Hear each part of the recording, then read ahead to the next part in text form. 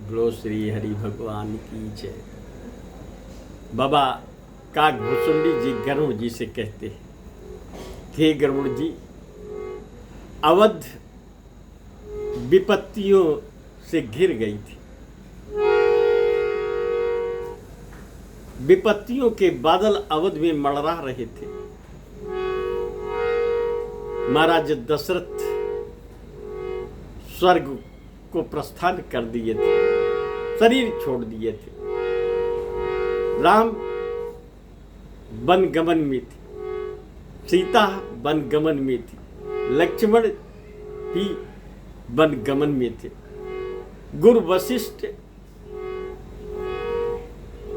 संदेश वाहक को भेजते हैं भरत के पास,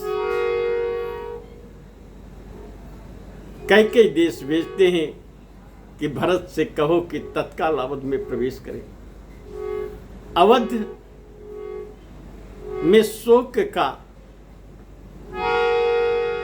समागम है, चारों तरफ संपूर्ण अवध शोक में डूबी है। वशिष्ठ जी दशरथ जी के पार्थिव शरीर को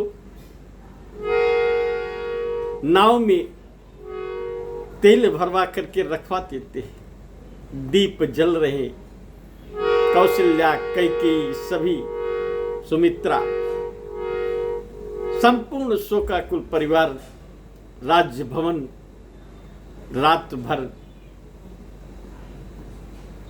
महाराज दशरथ के पास सब एक दूसरे को सांत्वना देते हुए बैठे हैं। सुबह हो गई, भरत जी को सूचना मिली, भरत तत्काल अवध के लिए प्रस्थान कर दिए। बाबा कहते हैं, हे गरुड़ जी, भरत को नींद नहीं आ रही थी। गुजरी रात तो भरत भयानक स्वप्न देखते हैं। भरत जब अवध में प्रवेश करते हैं तो अवध की हवाओं में शोक गूंज रहा है, कोई उनसे बात नहीं कर रहा है। भवन पहुंचते हैं, कैकेयी से मिलते हैं, बात विवाद होता है, सत्य से रूबरू होते हैं। भरत आत्मिक रूप में टूट जाते हैं। कौशल्या से मिलते हैं, कौशल्या जी धीरज देती हैं। भरत कहते हैं कि माता, मेरी मां कैकेयी कैसे ऐसे हो गई, जिसने कभी रात में राम भैया को नींद नहीं आती थी और माता अपने कक्ष में लेकर के उन्हें अपने सीने पे लेटाती थी, मुझे बाहों पे लेटाती थी, तो माँ के साथ साथ भैया को भी नींद आ जाती थी। ऐसे पुत्र को उन्होंने वनवास कैसे दे दिया? पिताजी कैसे छोड़ के चले गए हम सबको? भरत की समझ में कुछ नहीं आ रहा है। कौशल्या जी भरत से कहती है कि भरत, काल और कर्म की गति रोकी नहीं जा सकती, संसार का नियम है। तुम्हारा इंतजार हो रहा था पुत्र, चार पुत्र महाराज के थे, लेकिन मौके पे कोई पुत्र मौजूद नहीं रहा। तुम दोनों भाई ननिहाल और भरत, तुम्हारे साथ साथ लक्ष्मण और राम वनगमन में। जब उन्होंने शरीर छोड़ा तो कोई पुत्र मौजूद नहीं रहा। कैसी भाग्य विडंबना है ये कि जिन पितरों से अधीर स्नेह करते थे महाराज, वो पुत्र उनके अंतिम समय पे मौजूद नहीं रहे। भरत, माता कौशल्या कहती हैं कि भरत, हृदय में गलानी मत लो पुत्र, तुम्हारे पिता जा चुके हैं।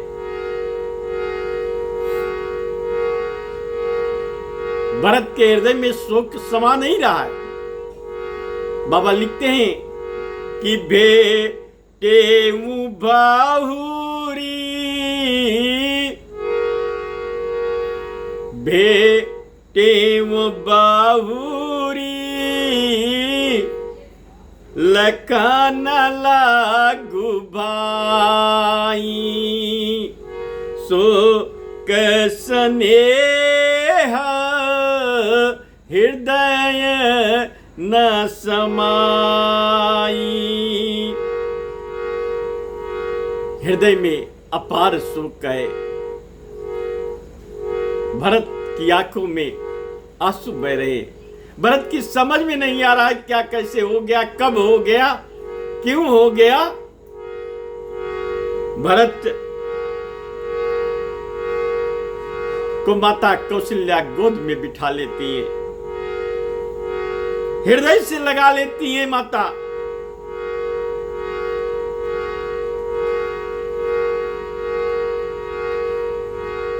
वहां बैठे सभी स्त्री पुरुष दंग रह गए। इतने दुखों के पहाड़ टूटने के बाद माता कौशल्या भरत को हृदय में ऐसे बसाती है जैसे राम और भरत एक ही हो। गोद में बिठा लेती है, भरत की आंसू पोंछती है माता। कहती, भरत शांत हो जाओ पुत्र। तू भरत गोद बैठाए, माँ तू भरत गोद बैठाने,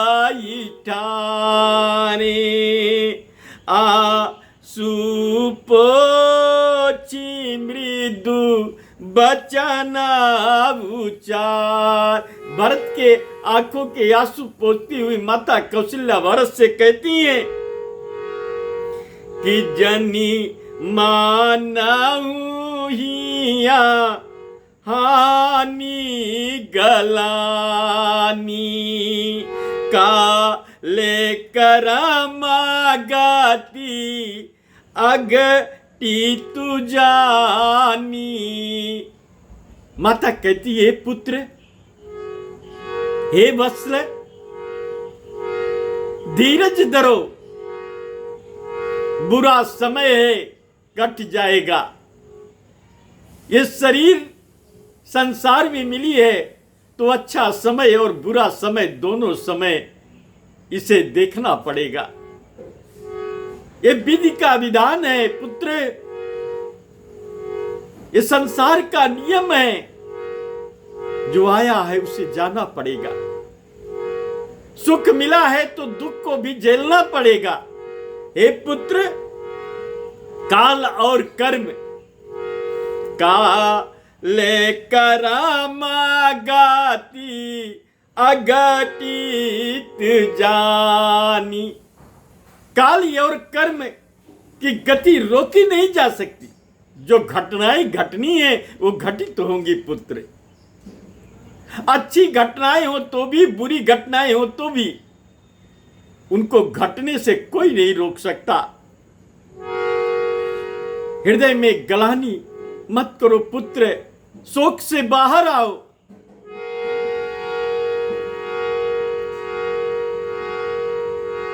इतने दुख, अपार दुख होने के बावजूद भी मेरा हृदय वज्र के समान हो गया है पुत्र। भरत जी कहते हैं कि हे माता, दुनिया के सारे पाप हमें लग जाए, क्योंकि मैं उस मां का पुत्र हूं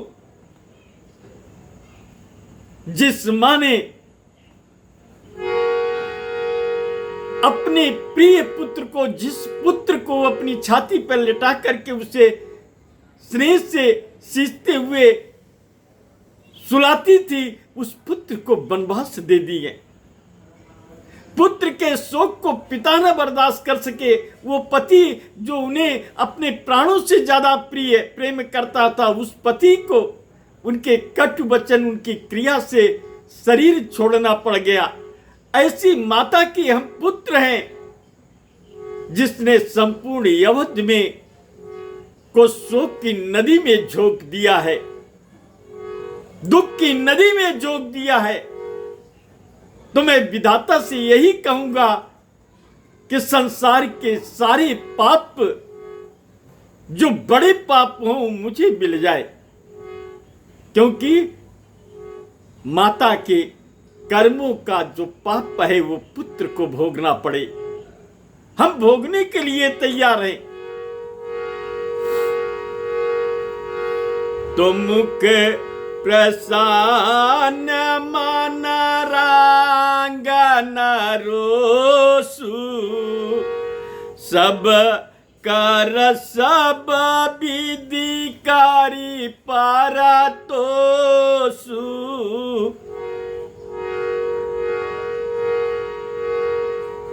माता कहती है कि भरत इतना दुखित मत हो पुत्र, इस समय तुम्हें धैर्य रखना है। पिता की लाश पड़ी है, सारी क्रिया करनी है और तुम्ही को सब कुछ करना है पुत्र। माता कौशल्या कहती है कि पुत्र, जीना और मरना तो आपके पिता ने सीखा, मैं आज तक उनको समझ नहीं पाई। सारी जिंदगी उनके साथ रही लेकिन समझ नहीं पाई। जब तक रहे शान से रहे, यश कीर्ति वैभव से रहे, स्नेह भी किए तो सारे रिश्तों में अपार स्नेह, ऐसा स्नेह करते थे हम सबसे कि हृदय में समाता नहीं था उनका स्नेह। पुत्र से इतना स्नेह किए कि अंतिम सांस तक तुम्हारे भाई राम का नाम लेते रहे, अपने पुत्रों के बारे में सोचते रहे। तो जीना मरना अगर कोई सीखा है तो महाराज ने पुत्र सीखा। हम नहीं समझ पाए, खूब जाना है उन्होंने। मेरा हृदय तो सैकड़ों वज्र के समान हो गया है पुत्र। माता कौशल्या कहती हैं गरुड़ जी कि जिए मराया भल भूपति जानी, मोरे हृदय सत कुलिस समाना, जिए मराया बल भूपति जाना। हे पुत्र, जीना और मरना ये अब समझ में आता है कि आपके पिताजी भली भांति जानते थे।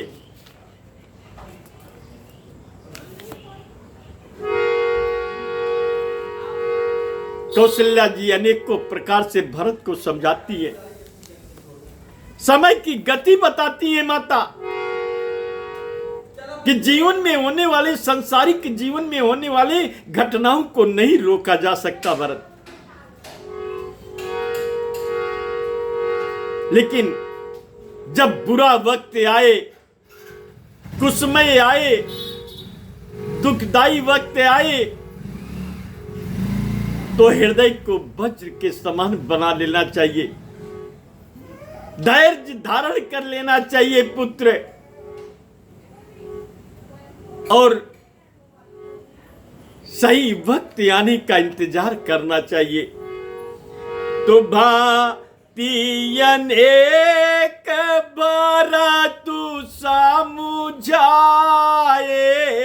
भातियन एक बार तू समझाए, कही विवेकमयी वचन सुनाए। माता सामने पति का पार्थिव शरीर पड़ा है, पुत्र को संतावना दे रही है, सकल समाज रो रहा है।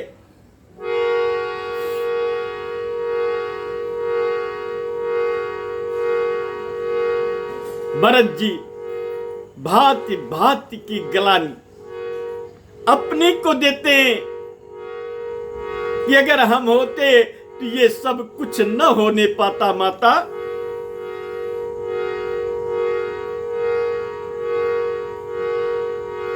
माता कौशल्या कहती हैं कि भरत, मुझे पता है कि राम तुम्हें अपने प्राणों से ज्यादा प्रिय है,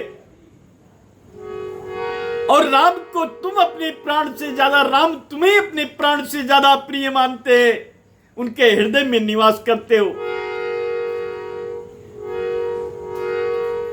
शायद विधाता को मंजूर नहीं था भरत कि एक दूसरे से इतना स्नेह करते हो कि दूसरे के पास रहोगे तो ये घटनाएं न होने पाती। तो में प्राण होते प्राण तुम्हारे, तुम रघुपति प्राण होते प्यारे। बड़ी सुंदर चौपाई बाबा देते हैं। और फिर माता भरत को हृदय से लगा लेती है कौशल्या, उनके आंसू पोंछती है कि पुत्र के आंसू पोंछ रही है। विशाल हृदय होता है माताओं का। पुत्र के लिए ये माताएं कुछ भी कर सकती हैं। जननी का दर्जा संसार में अतुलनीय है। आज से बड़ी सुंदर चौपाई बाबा देते हैं। कितनी विपत्तियों के बादल मंडरा रहे हैं अवध में। पति का पार्थिव शरीर सन्मुख है, स्वयं में रोते हुए आंखें से आंसू सूख गए हैं कौशल्या के, लेकिन पुत्र के आंसू पोंछ रही है गोद में बिठा करके। बाबा लिखते हैं कि यस काही मातु भरत ही अलाए, यस काही मातु भरत ही अलाए, धन पाय श्रवाई नयन जल छाए। आंखों के आंसू भरत के पूछ रही है माता, विलाप किए जा रही है। और इस सारी रात बीत गई, अवध अब भी विपत्तियों से बाहर नहीं निकल पा रही है।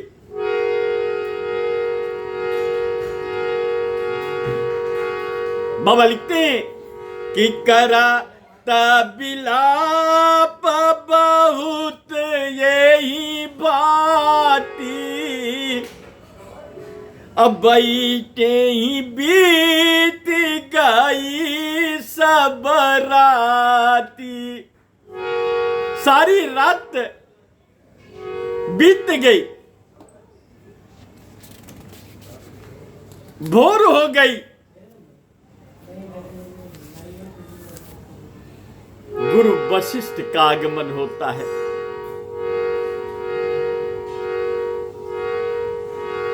आगे प्रसंग में गुरु वशिष्ठ जी का आगमन हो रहा है।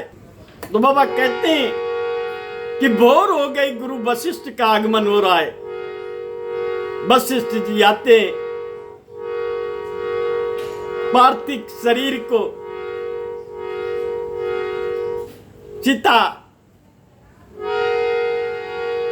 देनी है।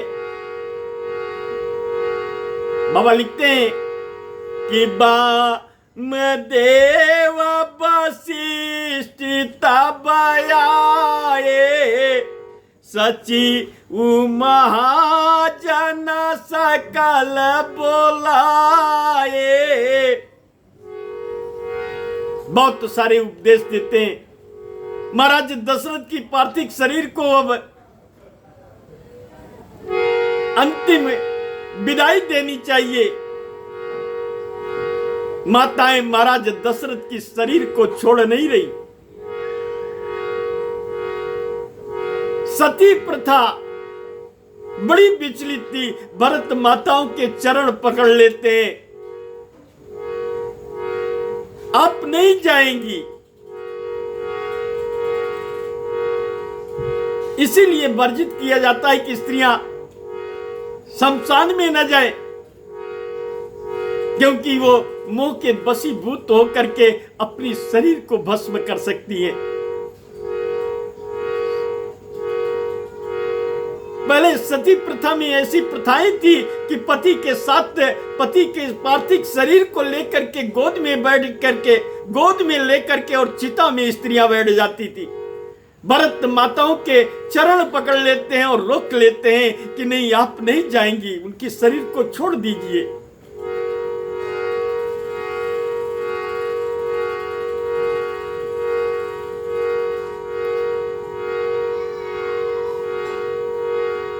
सैया बनाई जाती है, नहलाया धुलाया जाता है सारी विधि विधान से महाराज के शरीर को, और फिर बाबा लिखते हैं कि गई पादी भारत, गही पादी भारत मातु सबरा की, रही रानी दर्शन अभिलाषी। आखिरी दर्शन महाराज दशरथ का माताएं कर रही है। चंदन वगैरह अनेकों वैदिक रीतियों से सुगंधित सारी चीजें महाराज के पार्थिव शरीर के साथ सरजू के किनारे सुंदर चिता बनाई गई।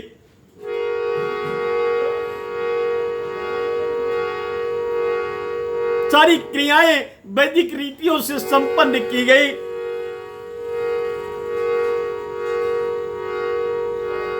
और भरत जी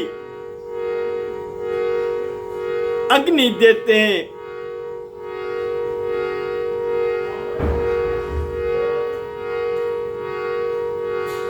पिता को अंतिम अग्नि प्रदान करते हैं भरत जी। यही विधि दाह क्रिया सब कीनी, विधवत नहाई तिलांजलि दीनी। सरजू में स्नान करते हैं भरत जी और महाराज को तिलांजलि देते हैं।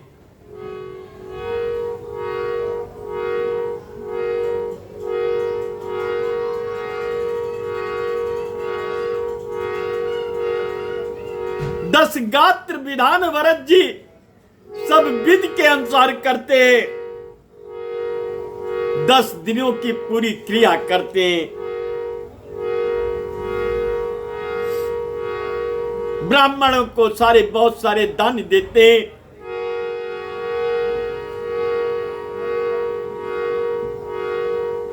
सब कुछ दान क्रिया आदि संपन्न करते हैं भरत जी।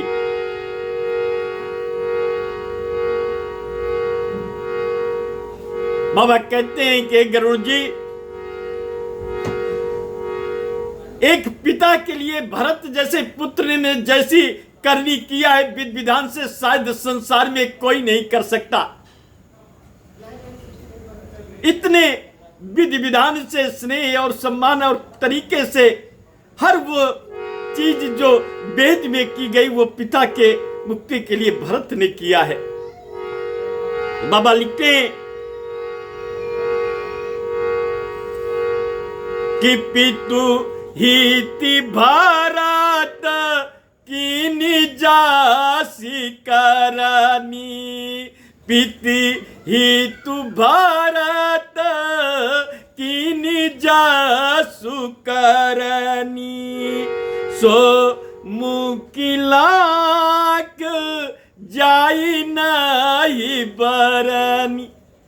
क्योंकि माता और पिता के बिना, गृहस्थ के बिना इस संसार में किसी शरीर का जन्म संभव ही नहीं है। तो पुत्र का धर्म बनता है कि हर विधि विधान से उनकी जब तक रहे संसार में तो सेवा करें। स्नेह करें, उनके आदेश का पालन करें, उनकी प्रसन्नता के लिए कुछ भी करें। और जब संसार से वो विदा हो जाएं तो वैदिक रूप से उनकी परलोक की यात्रा की सारी क्रिया करें। ये पुत्र का धर्म बनता है।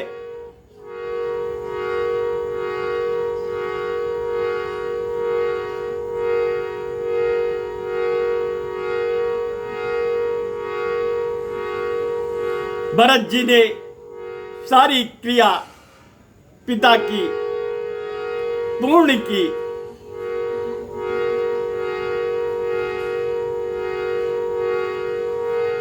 भरत जी गुरु वशिष्ठ जी से पूछते हैं कि महाराज जी, एक संशय मेरे हृदय में है कि ये घटना घट कैसे गई, ये संभव कैसे हो गई।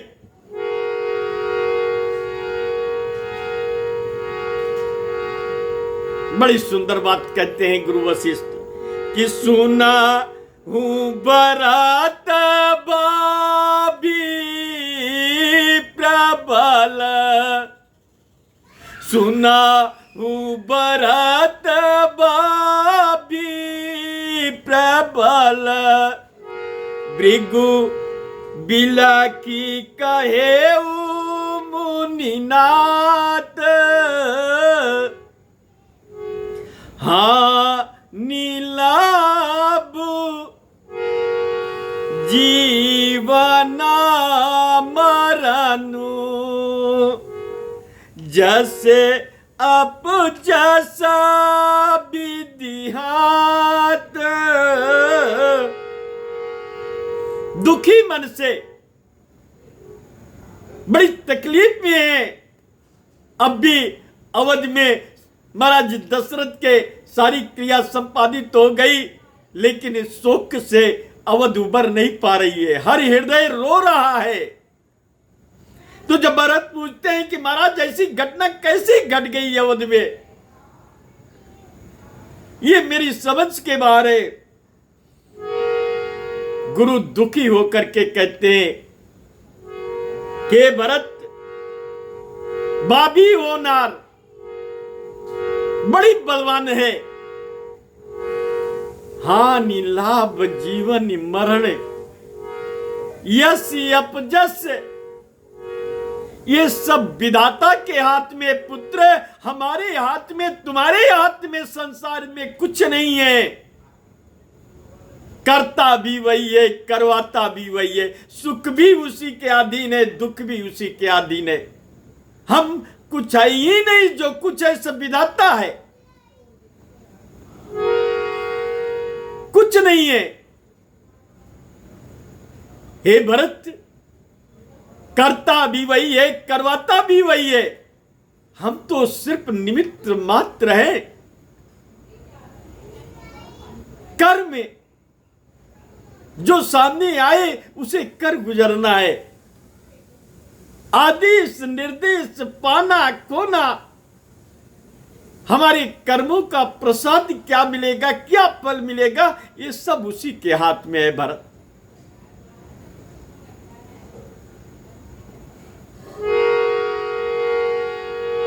व्यर्थ का दोष मत दो। दोष देने से या अपने को दोषी मान लेने से विधि का विधान नहीं बदल सकता भरत, विधि का विधान नहीं बदल सकता। बोलो श्री हरि भगवान की जय।